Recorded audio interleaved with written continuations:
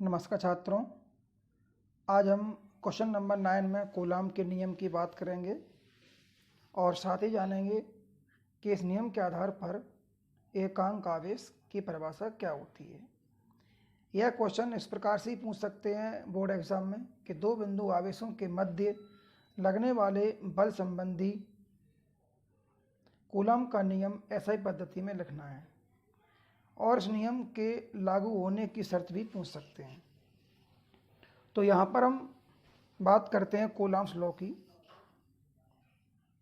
1785 में बहुत सारे एक्सपेरिमेंट्स के बाद साइंटिस्ट कूलाम ने निष्कर्ष निकाला कि यदि लिए गए दो बिंदु आवेशों के मध्य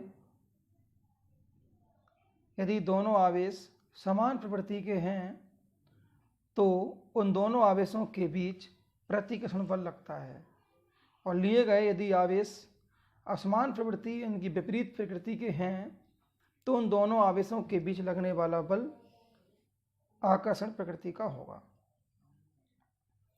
इस तरह से एक नियम बनता है कि दो बिंदु आवेशों के मध्य लगने वाला आकर्षण या प्रतिकर्षण बल उन दोनों आवेशों के परिमाण के गुणनफल के अनुक्रमानुपाती तथा उनके बीच की दूरी के वर्ग के व्युत्क्रमानुपाती होता है।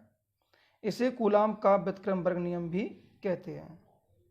तो यहाँ पर जो नियम देखा आपने वो दो हिस्सों में है।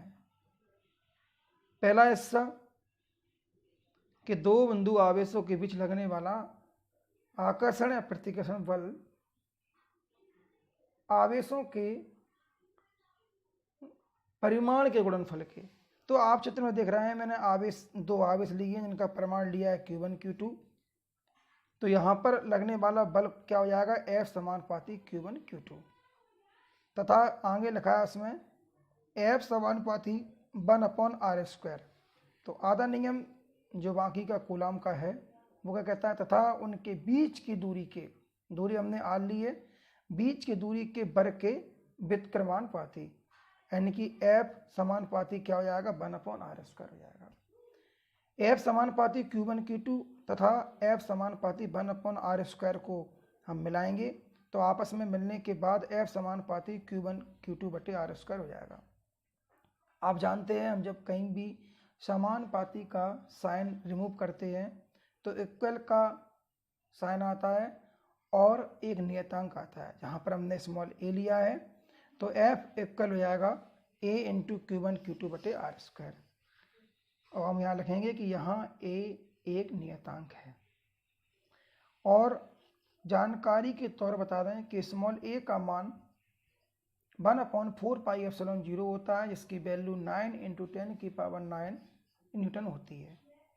यहाँ कूलाम के नियम की शर्तों या सीमाओं की बात करें तो पहली शर्त होगी कि कूलाम का नियम केवल बिंदु आवेशों के लिए सत्य है, और यह नियम केवल विराम अवस्था में स्थित आवेशों के लिए सत्य होता है, ना कि गतिमान आवेशों के लिए।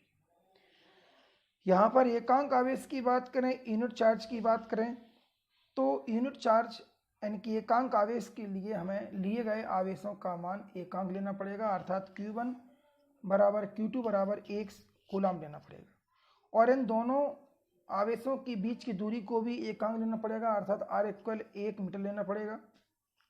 और इसके बाद हम जो इक्वेशन निकाल चुके हैं F equal a into Q1 Q2/r², इसमें यदि हम Q1 Q2 और R की वैल्यू पुटअप करेंगे तो हमें प्राप्त होगा F इक्वल 1/4πε0। और हम पहले बता चुके हैं आपको कि 1/4πε0 की वैल्यू 9 × 10⁹ न्यूटन होती है। एक कूलाम y आवेश है, इससे स्पष्ट होता है कि एक कूलाम y आवेश है जो अपने ही बराबर एवं सजातीय आवेश से हवा या निर्वात में 1 मीटर की दूरी पर रखने पर उस पर 9 × 10⁹ न्यूटन का प्रतिकर्षण बल आरोपित करता है। तो यहाँ से स्पष्ट है कि एकांक आवेश में दोनों आवेशों के बीच की दूरी 1 मीटर होती है और लगने वाला बल 9 × 10⁹ न्यूटन होता है, जिसकी प्रवृत्ति प्रतिकर्षण होती है। तो इस तरह से यहाँ पर हमने बड़ी आसानी से सीखा कि एकांक आवेश क्या होता है, कूलाम की नियम शर्तें क्या होती हैं, व्हाट इज कूलाम्स लॉ, और नियम भी क्या होता है। तो इस तरह से आप